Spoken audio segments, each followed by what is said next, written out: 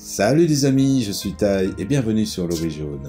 Avant toute chose, laissez-moi vous présenter notre troisième livre qui va paraître le 3 mai prochain, dédié à la street food, que vous pouvez d'ores et déjà, si vous voulez, le précommander sur vos sites et vos points de vente habituels. Dans le cas contraire, je vous mets un lien dans la description.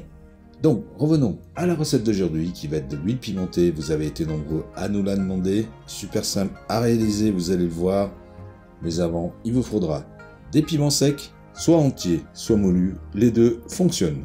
Du gingembre, de l'ail, de l'échalote, de l'anis étoilé, de la cannelle, des feuilles de laurier, du poivre de Sichuan, du vinaigre noir chinois. À défaut, on pourra s'en passer.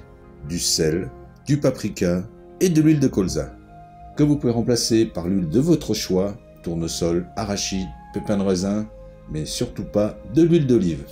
Et pour les quantités, c'est comme d'habitude dans la description. Nous on y va tout de suite pour la petite préparation.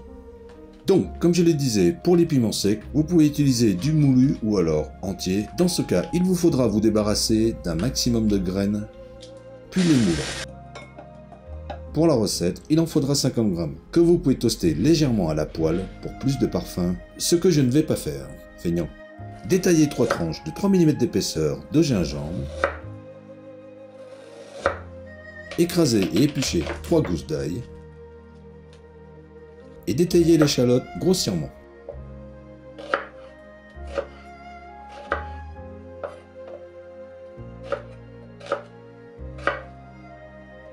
Incorporez ensuite 3 g de sel au piment, ainsi qu'une cuillère à soupe de vinaigre noir chinois. Et si vous n'en avez pas sous la main, on peut s'en passer. Une cuillère à soupe de paprika pour apporter de la couleur.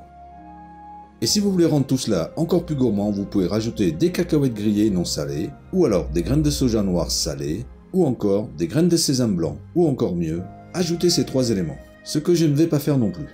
Ensuite, dans une casserole, versez 50 cl d'huile, y ajoutez l'ail, les tranches de gingembre, l'échalote, l'anis étoilé, la cannelle, les feuilles de laurier et une cuillère à soupe de poivre de Sichuan. Mettre ensuite la casserole sur feu doux et laisser monter tout doucement en température entre 130 et 145 degrés et laisser frémir tout doucement jusqu'à ce que l'échalote ou l'ail commence à brunir. Cela prendra une dizaine de minutes environ. J'allais oublier une petite astuce, si vous voulez un rouge pétant pour votre huile, utilisez une cuillère à café de graines de roku à mettre dans l'huile 5 minutes avant de la verser sur les piments. Donc, une fois l'ail et l'échalote commencent à dorer, versez l'huile sur les piments en intercalant une passoire métallique pour récupérer les éléments aromatiques, bien incorporer ensuite les éléments et on laisse bien refroidir avant de mettre en pot. Vous pourrez la conserver quelques mois dans un placard bien au sec, mais le seul souci c'est qu'au bout d'un certain temps, cela devient rance. Donc par précaution, je vous conseillerais au réfrigérateur pour 3 à 6 mois. Et voilà, toujours aussi simple et efficace. Attention, rendez-vous la semaine prochaine où je vous ferai une recette avec cette huile. Donc en attendant de vous retrouver pour une nouvelle recette, nous on vous dit à bientôt et bon appétit!